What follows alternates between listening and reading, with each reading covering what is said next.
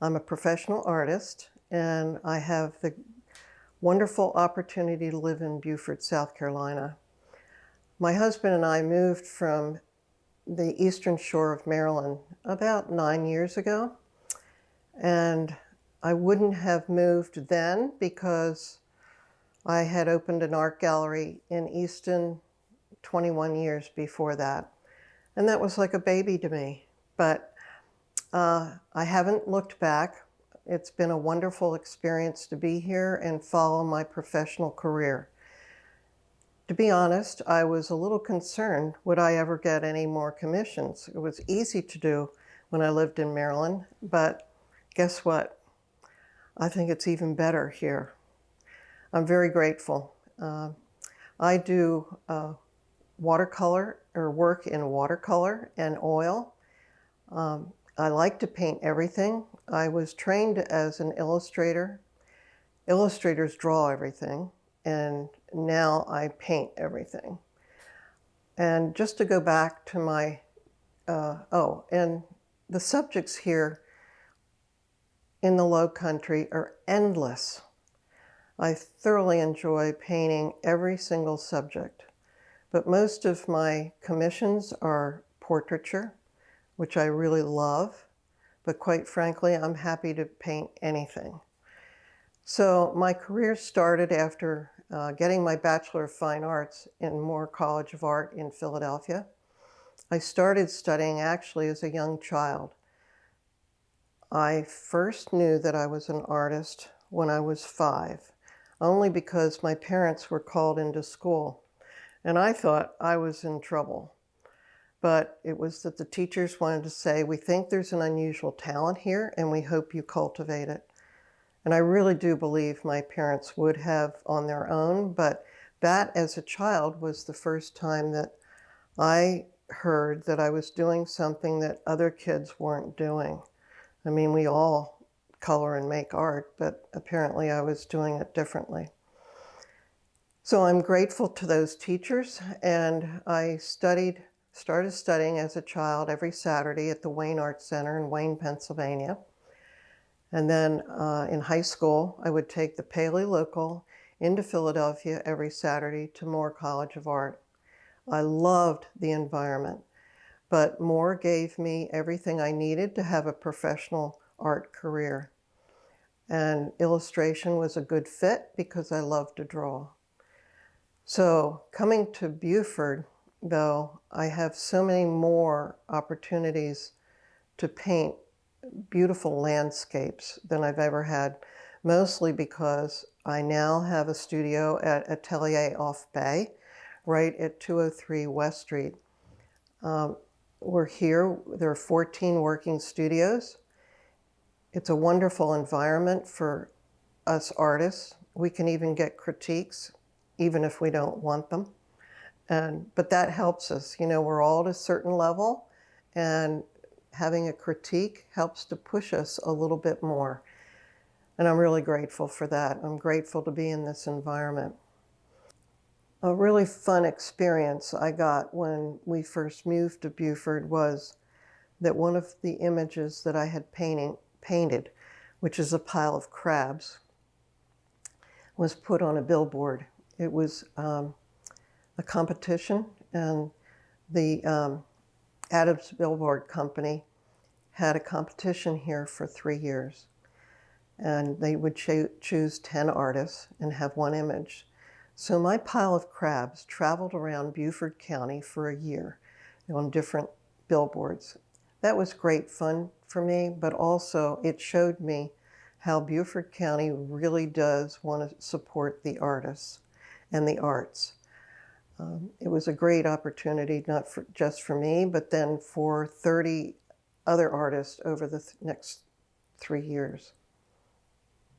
Also, being at Atelier Off Bay, I've found that we're on a side street, we're on a second floor, and we're like a hidden gem. But that hidden gem the word has gone out about quality art, and we get a great number of visitors, whether they're local or tourists.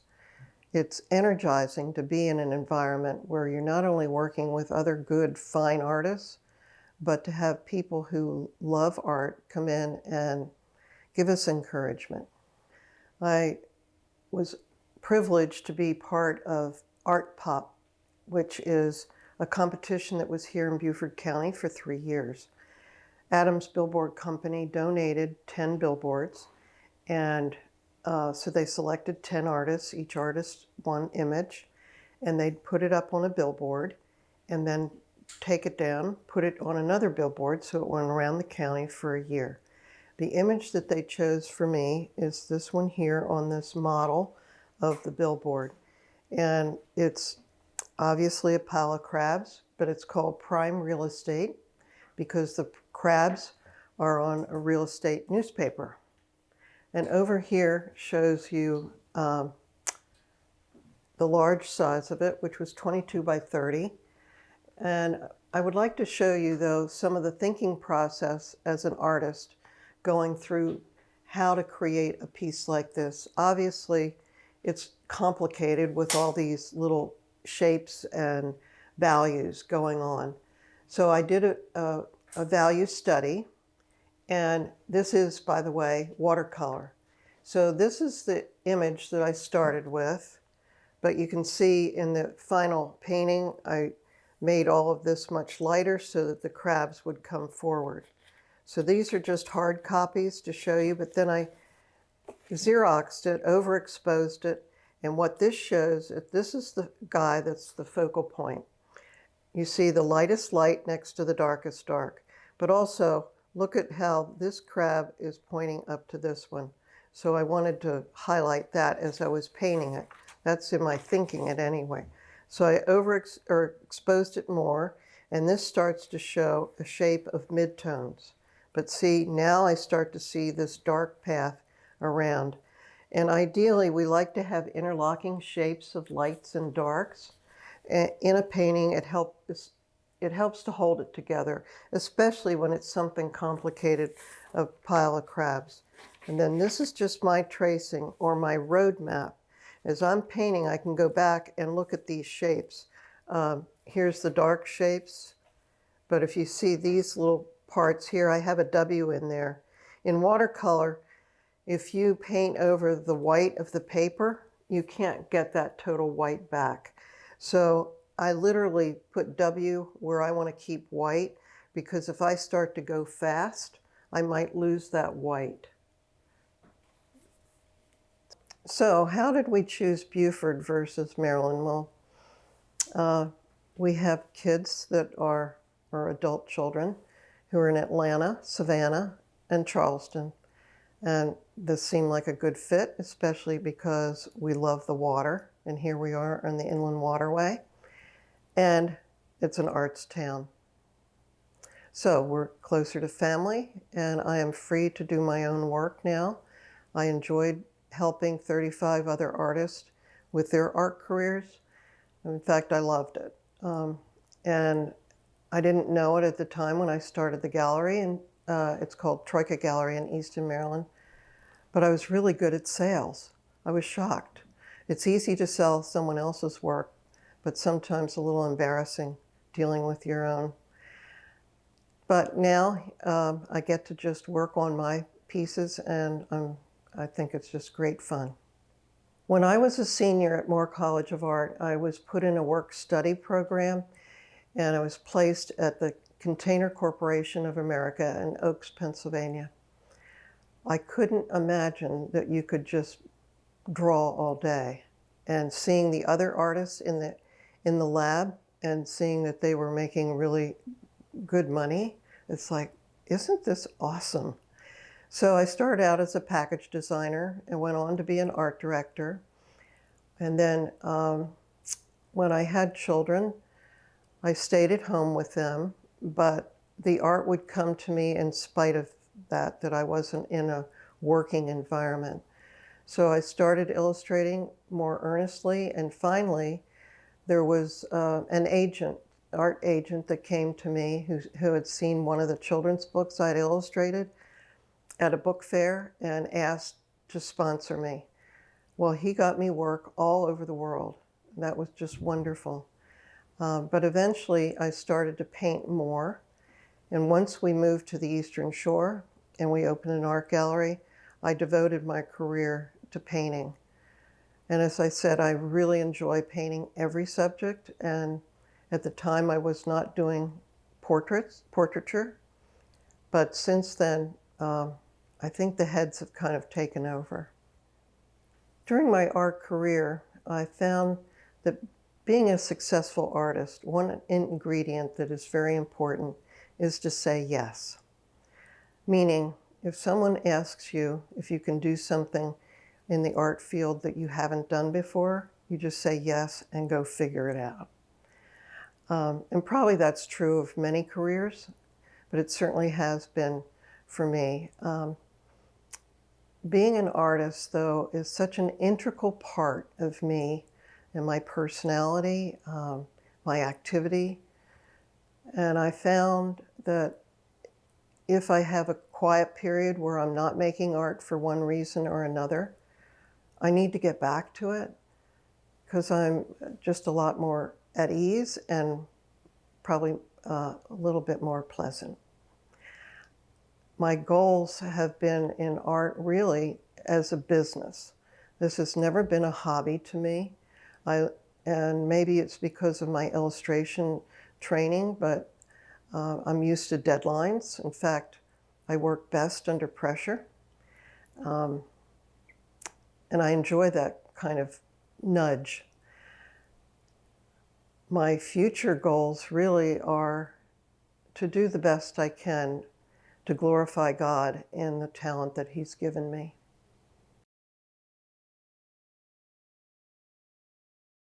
These two were done from live models. The model will sit for 20 minutes and then get a 5-minute break, but at the end of 2 hours, they're finished. So these were completed within 2 hours. Whereas a piece this size, now this is a giclée print of the original, but I made it this size to show that I do paint this size. This is 40 by 30. The original of this hangs at the French Huguenot Presbyterian Church in Charleston at their parish house. And this is Reverend Phil Bryant.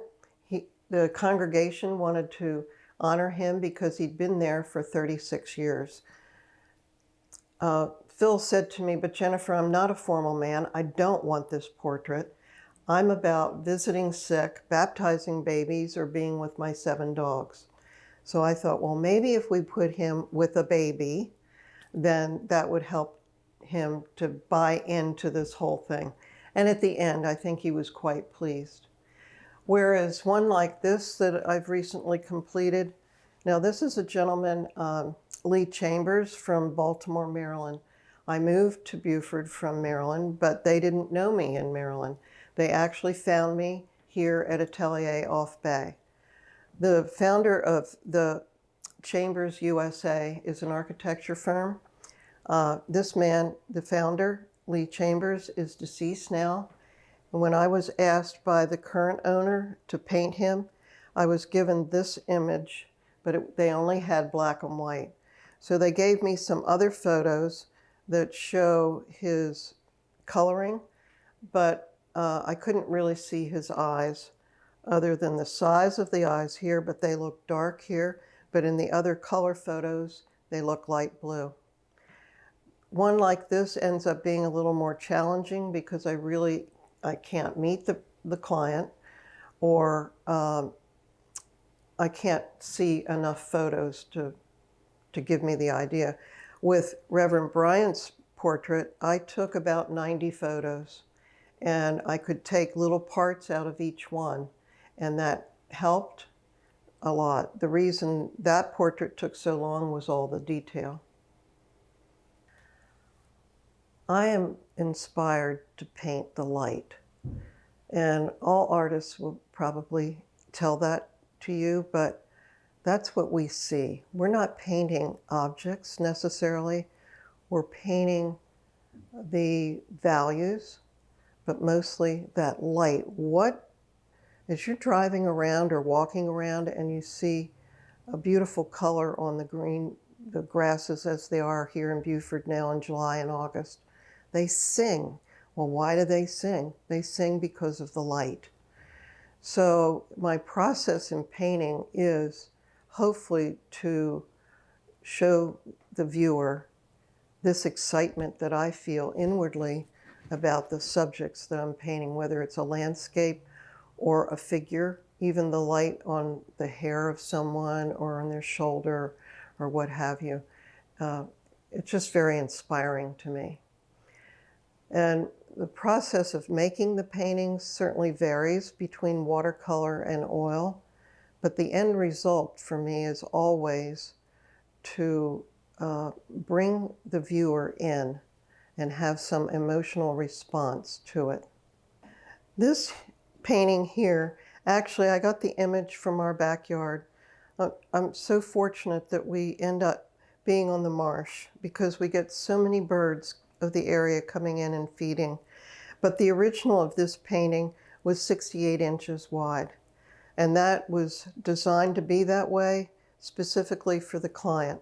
I went to their home and saw the spot that they had, and I rolled out paper and put it up on the wall, and that's what dictated the size. This black and white, smaller, this is charcoal. This was done as a demonstration at Sun City. They have a wonderful art department there, but this shows how to use charcoal and also the values, the darks and the lights. Oftentimes I'm asked, well, how long did a certain piece take? And it almost makes me laugh because the answer is supposed to be, it takes a lifetime. You know, a culmination of all of the training or practice or the thousands of pieces that didn't work and you had to reconstruct them or whatever. But my pieces take longer than many artists. I can't say I'm a speedy painter by any means. I do a lot of detail in the focal point, whereas the rest of the painting can start to fall away. But that detail can really take a good deal of time, whether it is watercolor or oil.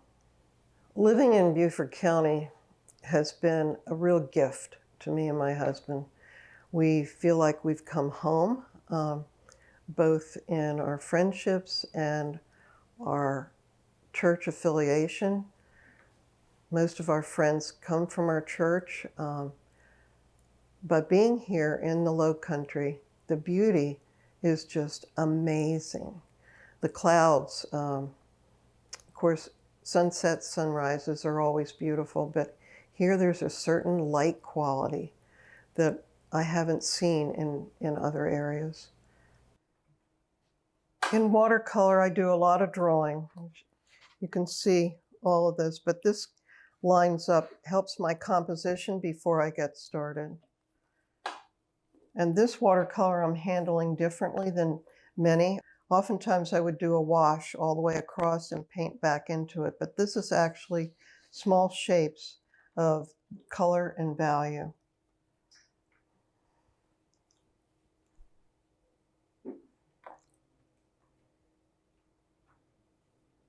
My husband and I are members of St. Helena Anglican Church, and that has given me opportunities also to share my art at times.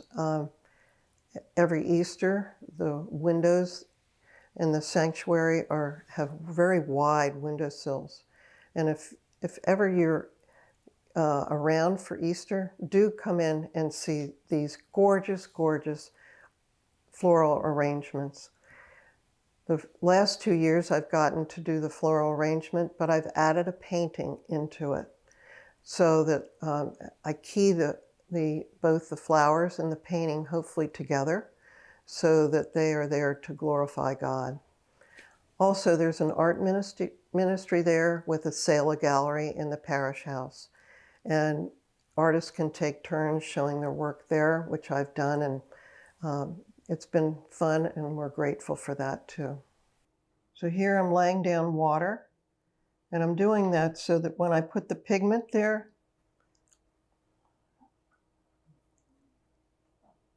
it will just flow. But wherever the paper is dry, this pigment won't go. So this pigment is not going to go over the blue that's already there. And in watercolor, it always dries lighter than what it looks like when you put it down. So I keep that in mind. But still in all, I may go back later, like in a lot of these. This is actually lighter than the reference photo I'm using, but it may work out well. Once I've covered all of this, then I hold it up in front of a mirror, and that puts the image on the other hemisphere in your mind, and it'll show up value problems or drawing problems.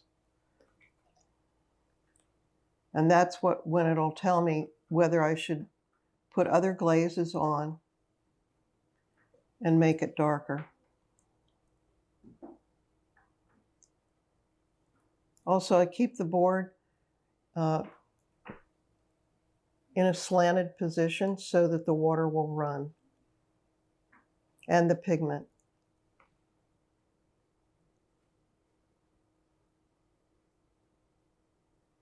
So in my process of painting, generally speaking, I work from photos. I would love to be doing plein air, which is painting outdoors, or working from a live model. Generally speaking, people don't like to sit and take that time, so I rely on photography for that, as well as landscapes. But the thing is, if we make the opportunity to paint plein air, then when we're back in the studio, that really does help us to remember that in that dark shadow, there are many colors that you want to bring out. Otherwise, paintings can tend to feel flat. I also have a studio at home, as well as at Atelier Off Bay. I enjoy working in both of them. But being a people person, being at Atelier feeds that spirit. So I'm generally at Atelier. I love it when you can see colors transition and run one into the other. But we have to be careful with that. Sometimes it can create mud. So a lot of it in watercolor is timing of how dry it is or how wet.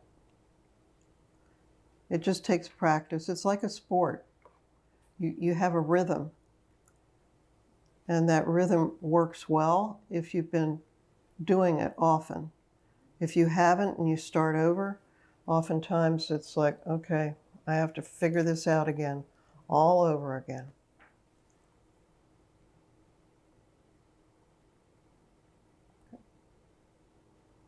There's an organization that I highly, highly recommend that you look on their website and see some phenomenal portraiture. It's the Portrait Society of America out of Tallahassee, Florida. But it is a very national and international group. I have the honor to be the state ambassador for South Carolina for the Portrait Society of America. Each year they have a conference, which I never miss. It's very energizing, and I love that I get to continue to learn about portraiture.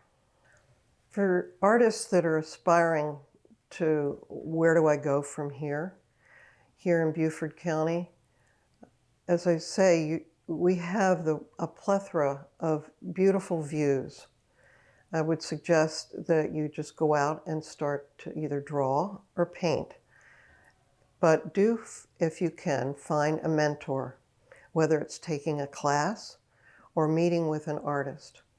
I have an artist that I work with here mostly once a week. She comes in and she paints, I paint, but I get to teach her at certain points, and that's a wonderful thing. Also, in my career, I found that even after college, it's good to sign up for a course because it keeps you on track. It makes you do the art because life can get very busy and take away from your creative time. But if you know that there's a project that you need to finish, it's great to know that there's somebody you're accountable to. And also, it's really good to have someone that's going to give you a critique.